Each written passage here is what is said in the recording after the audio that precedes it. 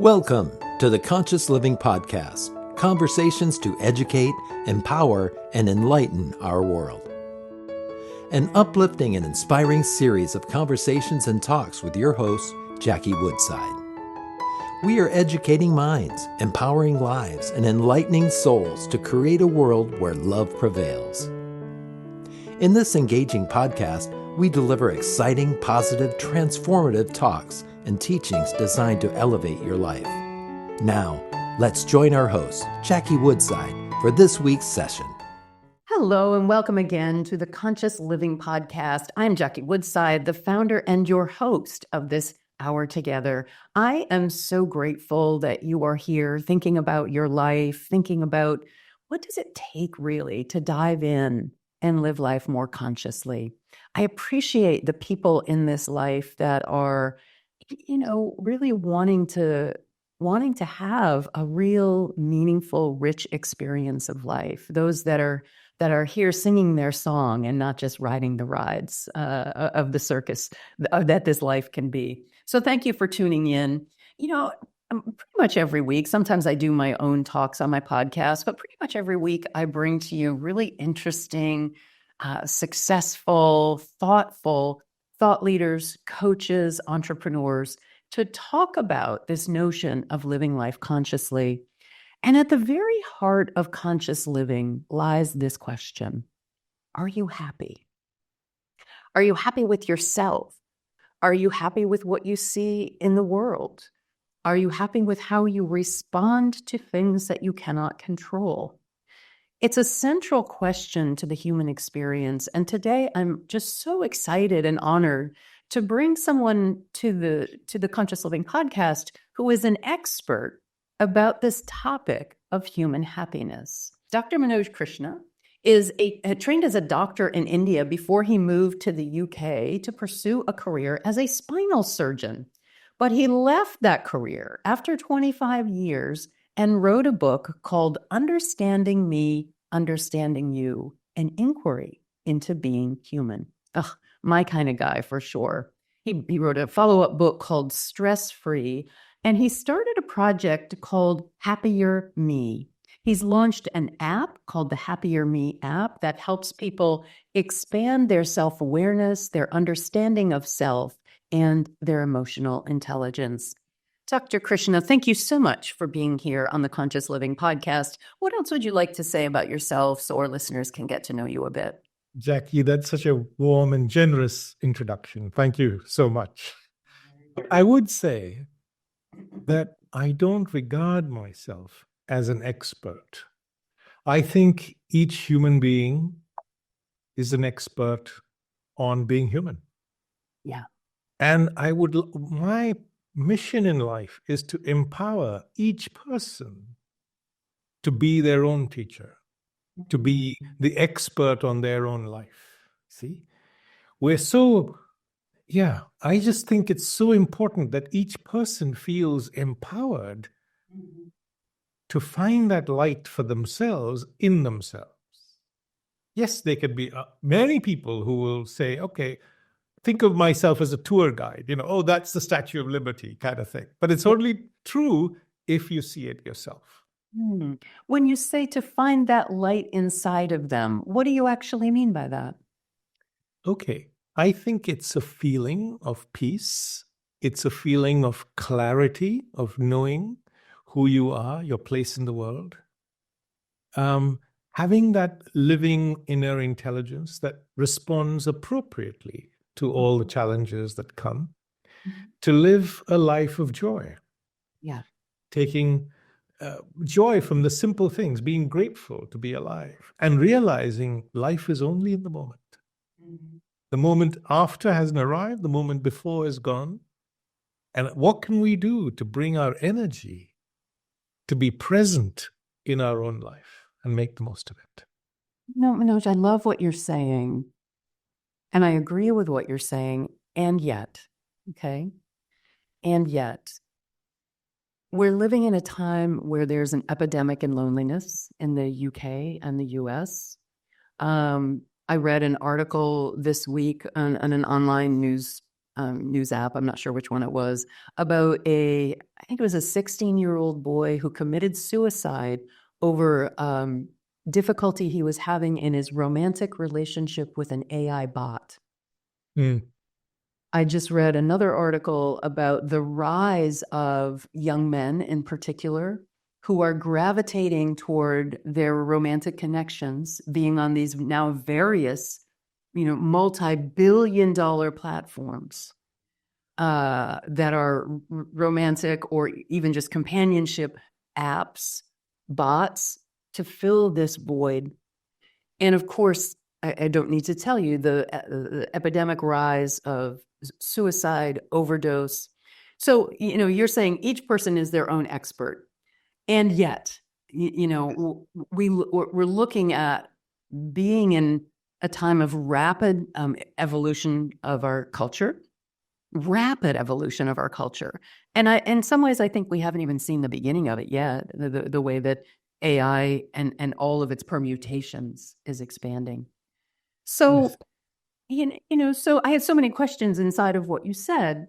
So how does one, so clearly if people have that innate ability to be the expert of their own happiness, their own light, as you say, something's getting in the way. So how do you advise people to take away those barriers to that innate expertise of the light within?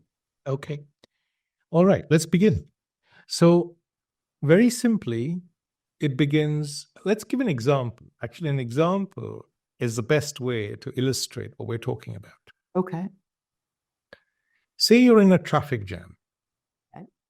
And you assume, and you're really stressed. And we assume the traffic jam is causing our stress. That's just, but you could substitute the traffic jam for any one of hundreds of events in our life. Lost your job, your spouse is in a bad mood, your kid got suspended from school. Yeah. All that, right? And let's talk about stress, and maybe we'll talk about relationships, because stress accounts for 80% of primary care visits in the US and UK. Yes. And it's associated with 50% of all illness, all disease. Okay. All right. So if you slow that reaction down, you'll notice that there's a trigger on the outside, which is a traffic jam, and there's a reaction on the inside, in our own mind, which is the stress reaction. Once you see that really clearly, you realize it's not the traffic jam because the person sitting next to you in the car isn't stressed. Only you are, for example. So then you're curious. So you need three things to begin this journey: curiosity about yourself, a mind that's open to learning, because my mind is now certain it's the traffic jam, but I'm going to put that to one side. I'm open to learning, and I'm not judging myself as right or wrong, good or bad, or others as right or wrong, good or bad, right? Now I'm curious. I'm thinking, what's going on in my mind to make me feel stressed? Right? Now the question is what opens the door to wisdom. And then I realize stress is the difference between how things are and how I'd like them to be. Yeah. Right? Now, if I can't change how things are, and often in life we can't, then the only thing I can change is how my mind's reacting to that event, right? So then I realize, it's not the world outside, it's my mind. My mind is creating my own suffering. Once I see that clearly, then I know that that's where the work needs to be done. I need to learn about my own mind. And I might start with the traffic jam and stress. For example, I learn that if I can accept things as they are, very simply, because of this understanding now of the difference between how things are, how I want them to be, if I can accept things as they are, my stress dissolves, right? Now I've learned that in that moment with the traffic jam. Now I've learned this. I can apply this, Jackie, to all sorts of areas of my life. I can apply it to someone who's got a different political opinion, a different skin color, a different way of behaving, whatever it might be. That's just one example of how learning about your own mind can bring freedom from suffering and prevent future problems from occurring. And that's just one example, but there are many, many more that we could talk about in this vein. You understand? So curiosity about what's happening in your mind, a willingness to learn, and a resistance to judging. No judgment. Because we are the same human being deep down. Your mind and my mind, just like our heart works in the same way, so does our mind. So if I'm feeling angry or jealous or stressed or lonely or whatever I'm feeling, it's part of being human, you see? But this learning about what's behind that thought and feeling and being able to question yourself and your thoughts and your feelings, it's that ability to question that opens the door to this ocean of wisdom and peace and all of that. Light. Yeah. It's one of the things I love to teach. I say it in many, many times in many platforms, be careful not to believe everything you think. Yes. Your thoughts are not the truth. Yes. And Yes. yet, and I guess that's hence the purpose of your work and mine, because most people, I feel, don't recognize that. Most people do relate to their thoughts like it's the truth. Yes. Of course, I'm sitting in traffic. Anyone would be. This is just the way it is. And I love to teach people this is not true. The phrase, I can't help it. It's just the way I think. I can't help it. It's just the way I feel. Yes. For people to come to understand they can help it. Yes. You can choose what you think, you see. Say more. There's always a first initial thought. Yeah. But if you can step away and question, and this is something we are never taught, and this is my passion to transform education, so that young people from the age of 5 are also taught about themselves as well as the world around them. Mm-hmm. Taught to question not just science and maths and all that, but also, why am I thinking this? Is there another way of looking at it? Yeah. And so on. And the more you learn about your own mind, the more you grow in peace, happiness, and all of that, right? And wisdom. Krishna, Dr. Krishna, I'm curious about your own journey because, being I assume, a well-known, respected physician, a surgeon, a highly respected career, I'm assuming fairly lucrative. And you had some impetus to walk away from that, to pursue this love, this passion around being human. Can you tell us a little bit about what was happening in your own mind? I'm just making it up, right? That you maybe had the itch and the inkling, and you say, "Oh, that's silly," or "That's a pastime," or "That's an interesting hobby." But I don't know, and then it grew in you. But what was the process like for you moving from being a surgeon, a spine surgeon, very highly specialized, to moving into being an entrepreneur around the human experience? Yeah. So all these things are journeys, as you know. I was so moved by the suffering of children in war zones. Oh. Particularly I think at that time, a children's hospital got bombed. Kids were screaming on the radio, and I was driving back from work one day. And I just felt we humans need to do better. Mm. We have the wisdom in the world to do better. And we can do better. We just need to share this. So I was always a man without a plan. I left medicine.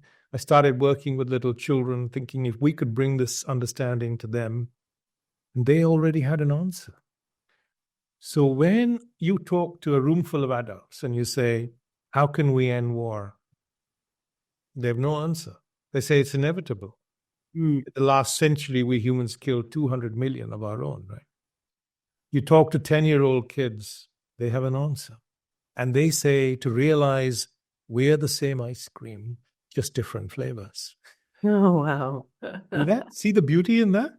The simplicity. And this chocolate ice cream would never go to war with vanilla ice cream because it knows it's still ice cream. But we have forgotten that we're still underneath all that, the same human being. It's really beautiful. And once you see that, once I saw that, and I saw, my goodness, we need to bottle up the wisdom of these children, learn from them, and share it with the world. Because if we could do that, we could create a better future for humanity as a whole.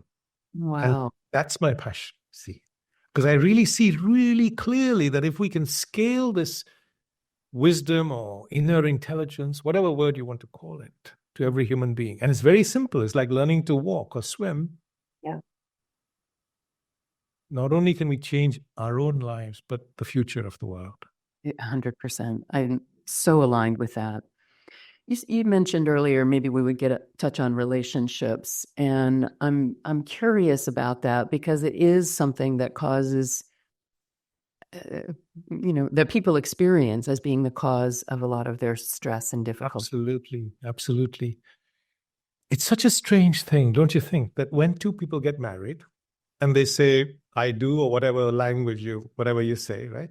So they're determined to build a life and future together and want to be happy. Yeah. And yet, despite their best efforts, only half of them make it, if that, right? What's going on? Why is that? Why can't we use our innate intelligence to be happy with each other? Not that we were happy once, why can't we continue with that? And it's because we don't understand our own mind. Education has made us capable, but hasn't made us intelligent. What do you mean? So I can send a man to Mars, to the moon, all of that stuff. I can find a cure for cancer. I can solve every problem in the world outside eventually. But I have no answer to problems that begin in my own thinking because I don't understand my own mind, you see. If I understood the nature of pleasure, the nature of inner boredom, emotional needs, the ability to communicate with care, my self-interest, all of that. And I realize the problem is not with the other person. The problem is not even a problem. The challenge is with me, right? So if a relationship, we're using relationships at the moment, most of us, this is the way the mind is wired. It's not about anyone's fault. We look to our relationships to meet our emotional needs. And as a source of pleasure and all needs we want.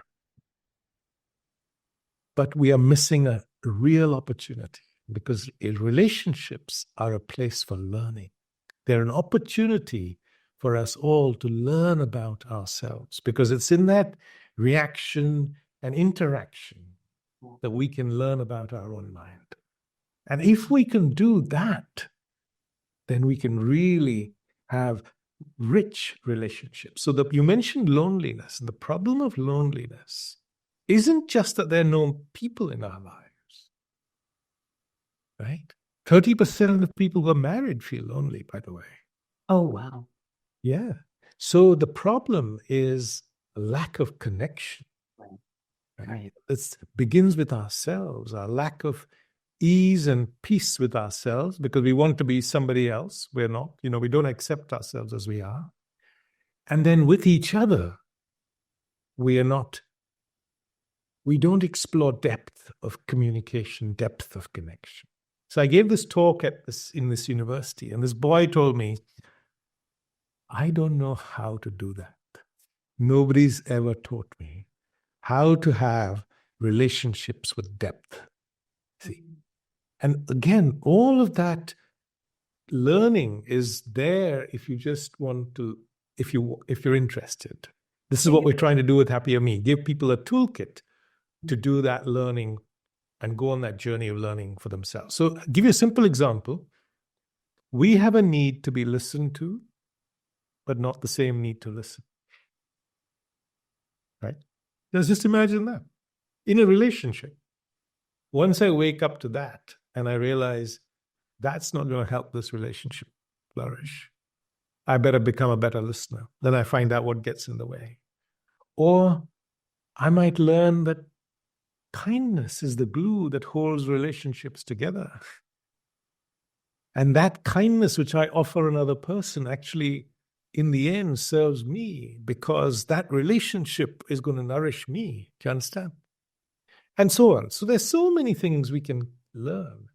But the art of relationship is probably the most difficult art for human beings to learn, but one that we can, just like any other skill. We can learn this skill, right? I think that should be your next book title, The Art of Relationship. Yes. So much to say about that. I agree with what you said. And what I see in the world that we're now living in is people who don't have any depth of relationship to the self. Yes. Is it possible to develop depth of connection or even meaningful connection beyond transactional relationships? Can we move from transactional relationships into transformational, connected, loving, mutually harmonious relationships without having a sense of self-understanding, self-care, self-love, self-awareness, and knowing, self-reflection? And so tell me your thoughts about that. So it's so interesting. I think we have to realize our mind is wired in a particular way right now. Okay. And we're not aware of what's happening. And the way it's wired is what's causing our suffering. And I use the word suffering in the broadest sense, including conflict in relationships, loneliness, stress, anxiety, etc. Discomfort, our existential discomfort. Yes, all of that. So you're quite right that if I want to live in peace with myself and with you, I need to begin by learning about myself. And it's not scary because we're not learning as much about my particular past and what happened to me and so on. But I'm learning about how my mind is wired, like the operating system of a computer. We don't see it, it's operating in the background, but it's the same in me and in you. And we're both conditioned, but we're not aware of it. Say we're about to kill each other on a battlefield in some of the 120 war zones in the world right now. And we just pause and say, why are we doing this? Right. What are we doing? What are we doing? Why are we doing it? What have you done to me? What have I done to you? And the reason we're doing it is because our mind is conditioned without our awareness. And I want to expand that even beyond the battlefield to, the streets, the city streets, the office politics, I feel like we're living in a time of othering, if you will, where people have been conditioned, and much heavily so over the last 8 to 10 years in the United States and around the world, perhaps in other places, but that my discomfort in life is because of the other. Yes. And right now, that other is, in the United States anyway, and I think also similar in Europe, it's the immigrants. It used to be the gay people, but now everybody has a gay aunt or uncle or school teacher or neighbor or friend. So it's kind of not cool any longer to say it's gays. Although some sections you'll still see that, but we had to find some other othering. So now it's transgendered people. We need to other them. We other immigrants. We other people of color, and we say you're the reason that. Yes. But again, it's the way the mind is wired. You see, take the traffic jam.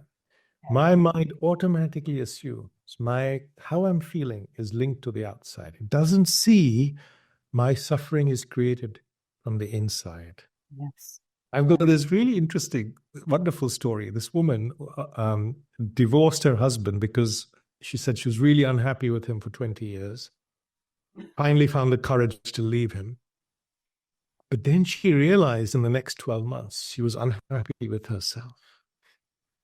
Right. See? And then when she healed herself, she realized the marriage he was a nice guy, and she went back to him.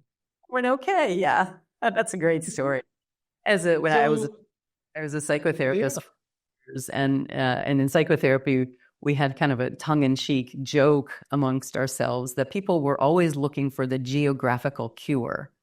I'm not happy with this job, so I'll go to this job and then I'll be happy. I'm not happy in this town or this city. I'm not happy with this marriage, so I'll go over here to this marriage. And people look and then I'll be happy, the proverbial carrot chasing. And then they get to that next place. And exactly as you said, after the newness and the honeymoon wears off, what people recognize is I'm still me. Yes. Jon Yes. Kabat-Zinn's epic book, Wherever You Go, There You Are. Yes, yes. So to do that, to see, you need to understand the nature of pleasure. The mind is always seeking pleasure because we feel empty inside, right? So something on the outside needs to fill that emptiness. And it's often pleasure in one shape or the other, right? That's an assumption. So what do you mean that the mind is always seeking pleasure because it feels emptiness inside? Isn't that an assumption? What do you mean by that? Okay. So what I mean is that there is this there's a void inside us all. Like an emptiness, or people call it by different names. They call it inner boredom. Sometimes you don't recognize it because your mind is so busy distracting itself. Yeah. But overall, I'd say our mind is looking out there for something to make us feel good in here. Existential angst of life itself. Yes, you could call it that. What I mean is you could use different words for it. Yeah. But whatever we find makes us feel good for 5 minutes. Right. Also, right? Because the nature of pleasure is that it fades over time. And when it fades, it leaves us feeling empty again, which we need to fill that angst or emptiness again with something that's bigger and better. So when I talk to kids, so the college students, I said, how long does the high from a new relationship last? And they'll always say about 3 to 4 months, and then you need to move on and whatever it is. But the new car becomes an old car, and that may be behind global warming, climate change, because overconsumption is what's driving climate change. And that comes from the same process. See? But I think there's so much to learn. And the more you learn, the more you grow as a human being. When I mean grow, I mean inside, and live with peace and joy and happiness without suffering, all of that. Well, let's talk about that then. How do people, as you say, grow inside, develop, as I said, a relationship to self? You and I have devoted our careers to this. I was a therapist for 30 years. I've been a coach for 30 years. All I do is human beings. It's all I do. I don't know math or science. I can't fix a car. I can't build a shed. But give me a problem of a human being, and I can likely give you a solution, an answer, a thought. Yes. So how do people develop that sense of, if there is an innate emptiness, existential angst to the human condition, how do we develop a sense of happiness? Yes. Here's the beautiful thing. Okay. First thing you have to realize, it's not out there. The problem isn't out there. It's in here. And it's not even a problem. It's just the way it is. Condition. Yeah, it's the human experience. So the first step is the really important. Curiosity, as we said, an openness to learning, a mind that's not judging. And then there are only 3 steps to inquiry. To observe, I'm feeling something, I don't know what it is. Second is to take ownership of it. That means it's not Jane's fault, Jackie's fault, somebody, the immigrants. Something's happening in me. I want to learn about that. And then the third is to ask a question. Yeah. What's going on in my own mind to make me feel this? Yeah. Let me sit with it.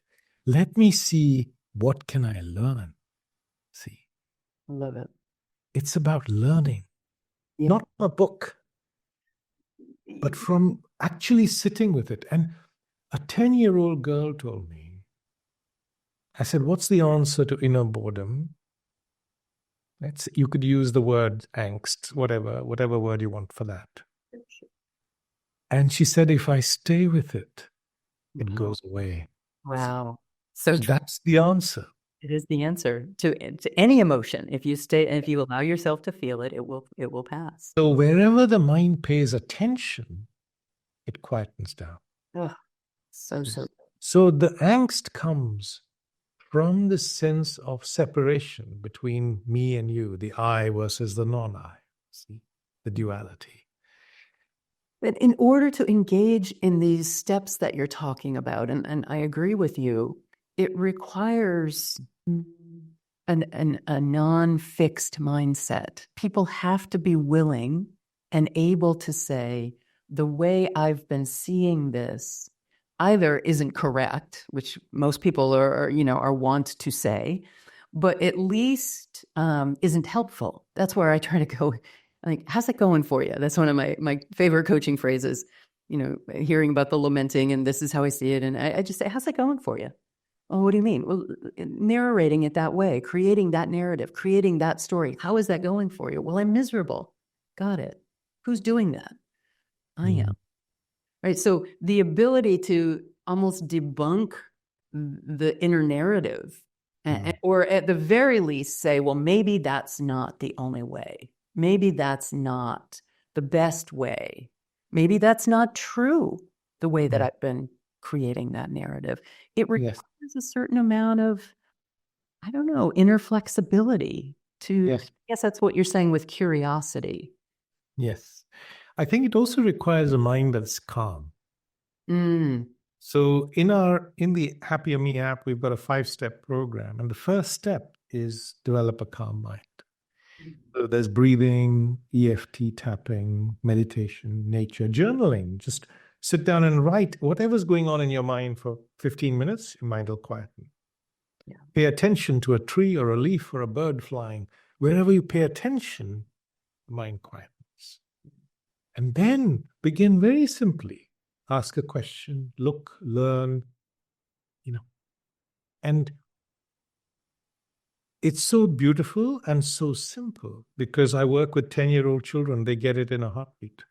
See? And the app has a section for teenagers. And if you want, you can see my conversations with them. And you'll see we've got a section called Teen Talk.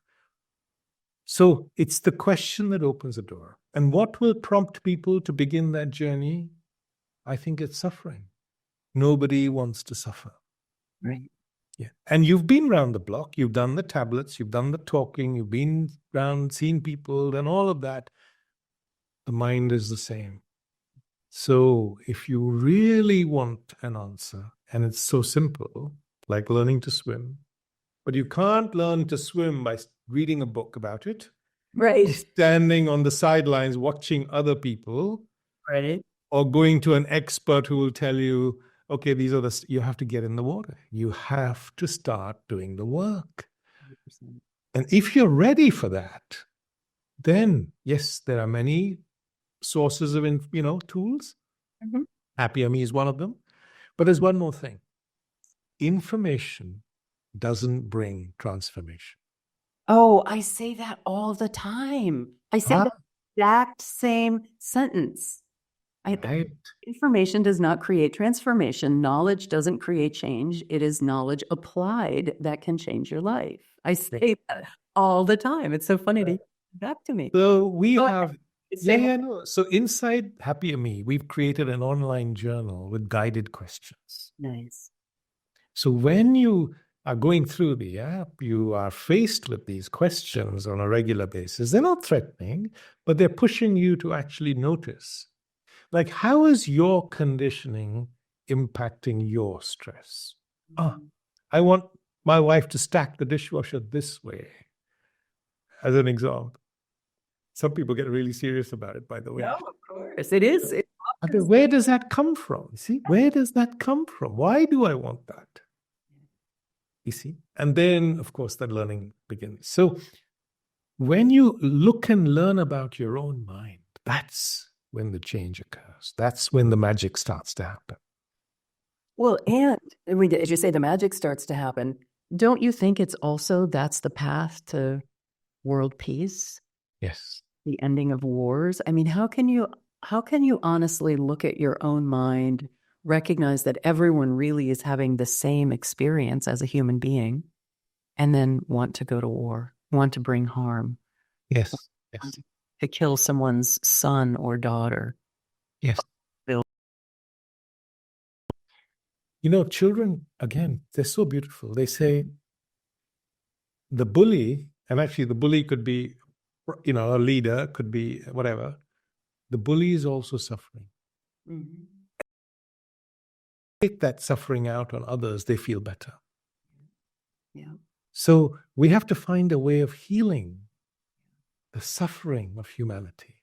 Yeah. That comes from this deeper learning about ourselves. Exactly It right. doesn't come from books, see. On the one hand, you might have 1,000 books that tell you what water tastes like, but it never tell you. You'll never know. Right.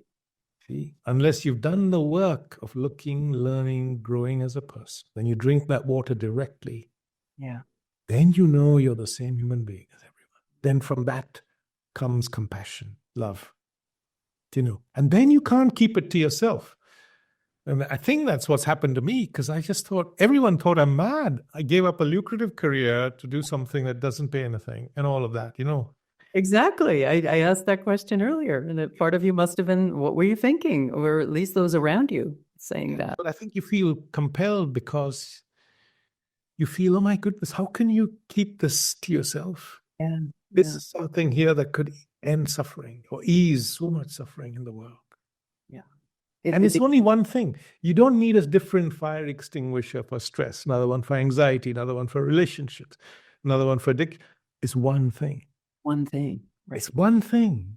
It's one solution. You see the beauty of that.